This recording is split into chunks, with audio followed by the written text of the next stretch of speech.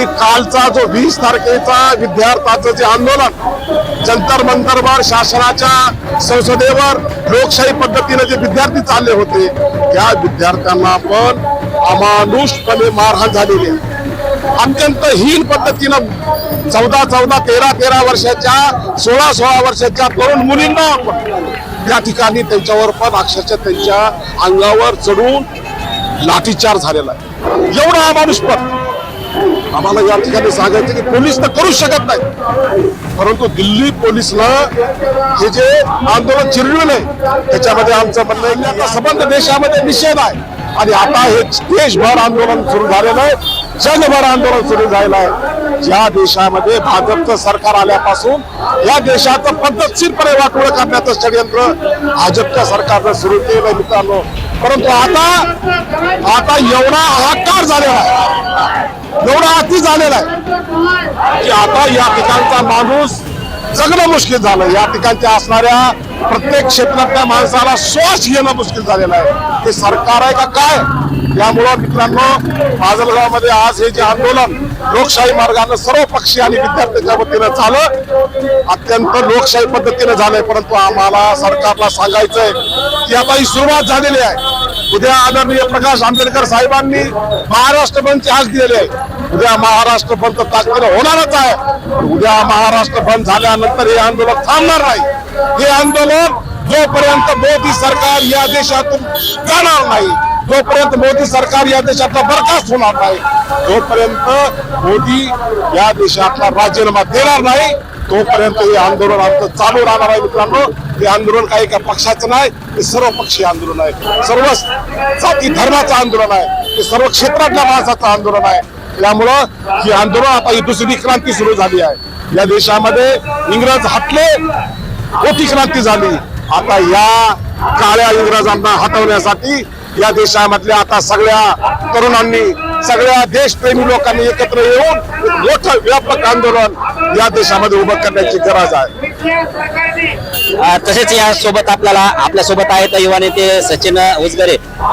मी तुम्हाला हे विचारतो की काल जे विद्यार्थ्यांवरती जे लाठीचार्ज झाला पोलिसांकडून, जे विद्यार्थी शांततेत आंदोलन करत होते आणि केंद्रीय गृहमंत्री केंद्रीय शिक्षण मंत्री यांचा राजीनामा मागत आजही ते शांततेत आंदोलन करतायत आणि त्यांच्यावरती लाठीचार्ज होतोय, यावरती आपण या देशामध्ये भारतीय संविधान लागू आहे आणि भारतीय संविधानाप्रमाणे प्रत्येक नागरिकांना आंदोलन करण्याचा हक्क अधिकार आहे.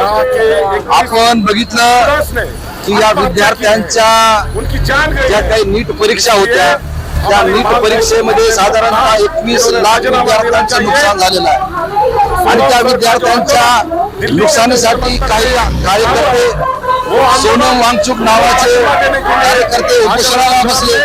उपोषणाला बसल्यानंतर या शासनानं एक तांडवशाही पद्धतीने ते उपोषण चिरून काढलं आणि उपोषण चिरून काढल्यानंतर आपण सर्वांनी बघितलंय की या परिस्थितीमध्ये तिथे विद्यार्थ्यांवर अमानुष हल्ला झाला, त्यांचे डोके फोडले, त्यांना रक्तरंजित केलं, त्यांचे अंगावरचे कपडे. भारताचा शिक्षण मंत्री जोपर्यंत राजीनामा देणार नाही, जोपर्यंत या देशाचा प्रधानमंत्री या प्रकरणावर अंमलबजावणी करणार नाही, तोपर्यंत हे आंदोलन चालू राहील.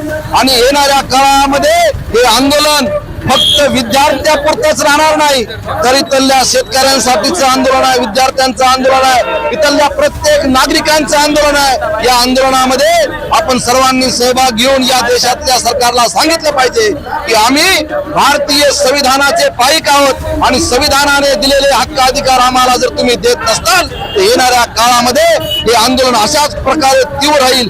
या ठिकाणी मी एवढंच बोलतो आणि थांबतो. धन्यवाद.